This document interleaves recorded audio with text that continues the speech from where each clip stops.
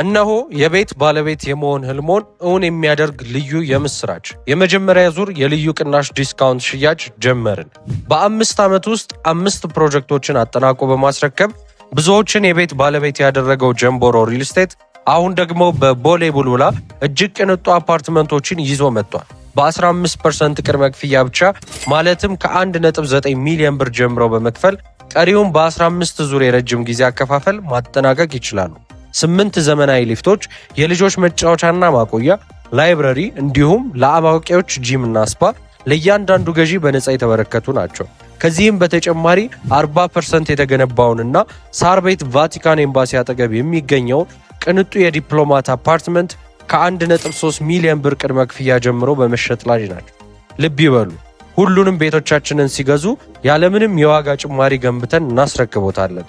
ለተጨማሪ መረጃና ግዢ ለመፈጸም አሁኑኑ በ0990 27 27 33 ይደውሉልን።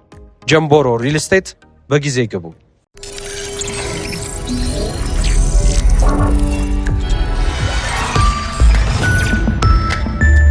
ጤና ይስጥልኝ።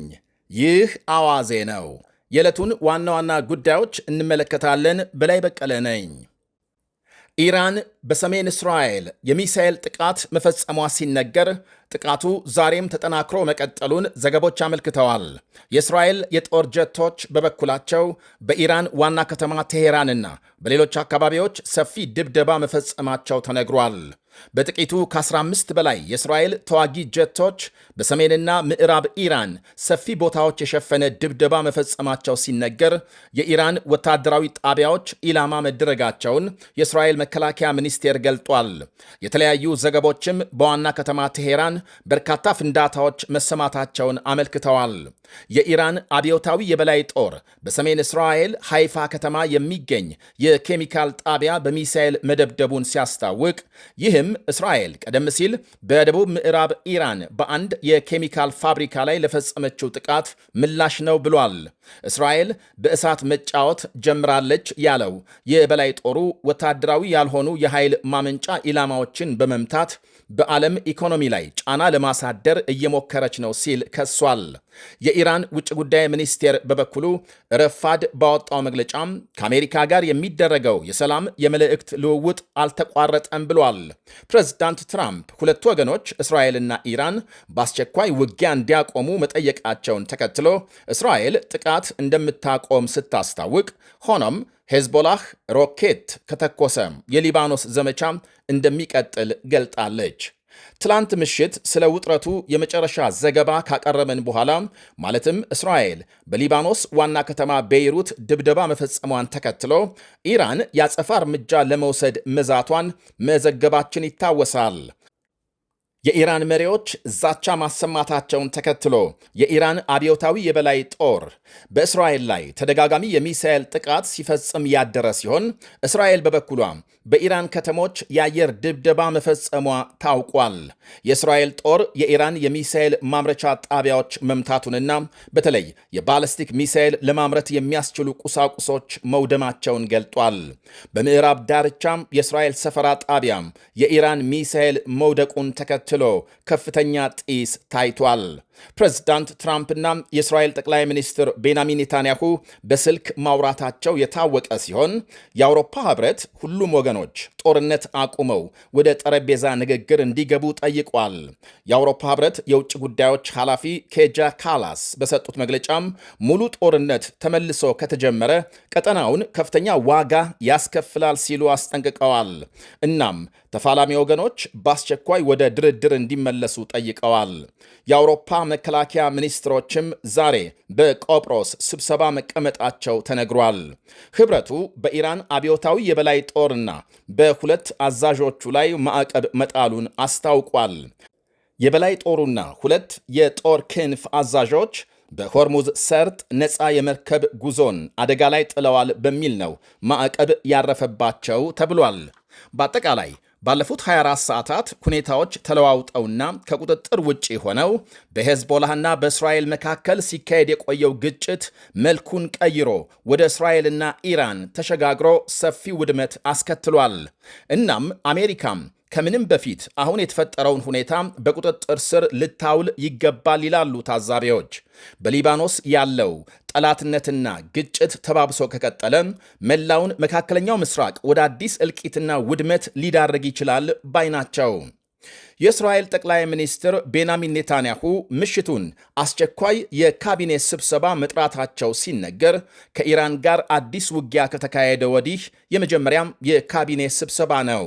እስካሁን ከኢራን ጋር ስለተነሳው ግጭት ከኔታንያሁም ሆነ ከጽህፈት ቤታቸው የተሰጠ ይፋዊ መግለጫ የለም። የኢራን ዜና አገልግሎት ባሰራጨው ዘገባ ደግሞ ወደ ኢራን የሚደረጉም ሆኑ የሚነሱ ሁሉም የአውሮፕላን በረራዎች መቆማቸውን አመልክቷል። የእስራኤል መከላከያ ሚኒስቴር በበኩሉ ባወጣው መግለጫ ኢራን ከትላንት ሌሊት ጀምሮ 24 ባለስቲክ ሚሳይሎች መተኮሷንና ሁሉም ሚሳይሎች አቅጣጫ እንዲለውጡ መደረጋቸውን አሊያም ሜዳ ላይ መውደቃቸውን ገልጧል። እንዲሁም በየመን የሚንቀሳቀሰው የሁቲ ቡድን ዛሬ ጠዋት 2 ሚሳይሎች ወደ እስራኤል መተኮሱን ሚኒስቴሩ አመልክቷል።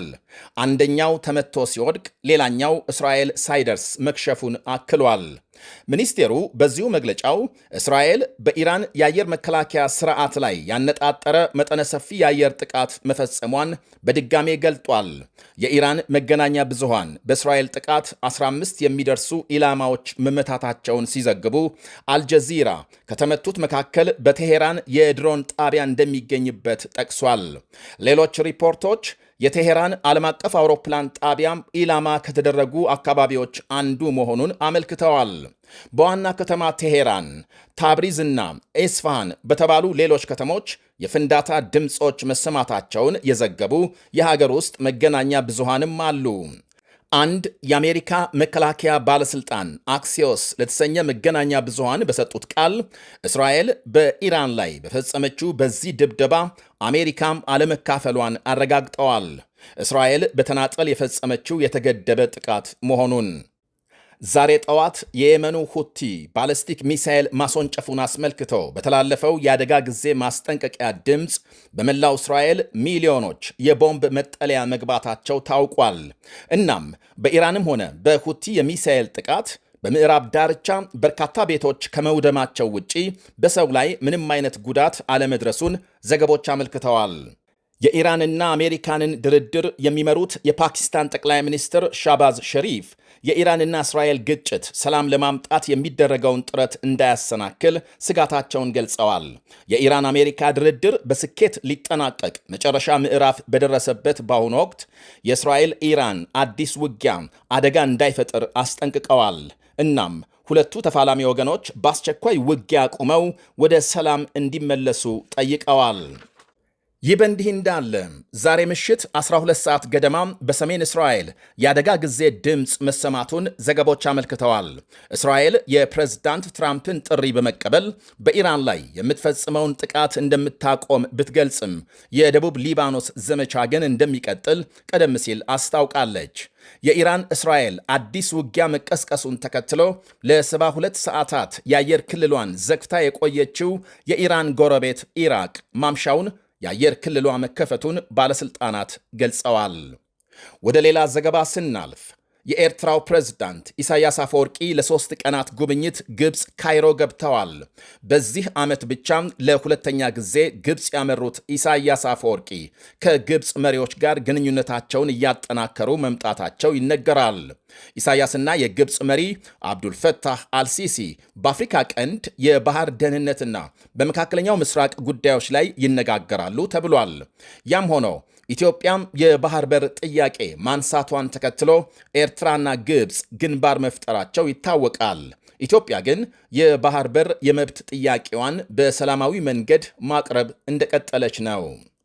ደቡባዊ ፊሊፒንስን በመታው የመሬት መንቀጥቀጥ በጥቂቱ 32 ሰዎች መሞታቸው ተነገረ። በሬክተር ስኬል 7.8 የተመዘገበው የመሬት ነውጥ የሀገሪቱን ደቡባዊ የባህር ዳርቻ መምታቱን ዘገቦች አመልክተዋል።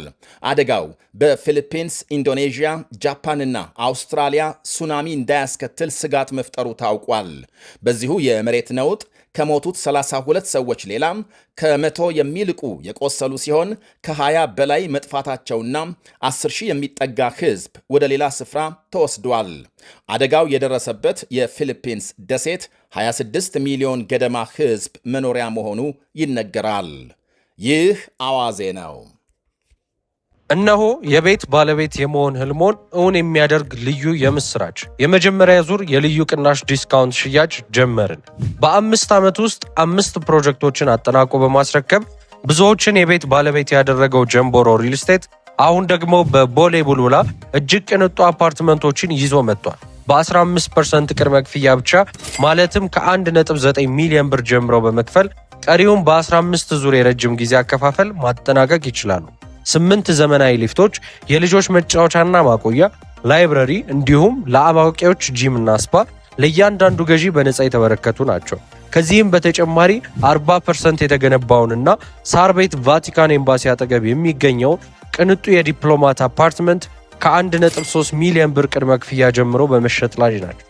ልብ ይበሉ፣ ሁሉንም ቤቶቻችንን ሲገዙ ያለምንም የዋጋ ጭማሪ ገንብተን እናስረክቦታለን።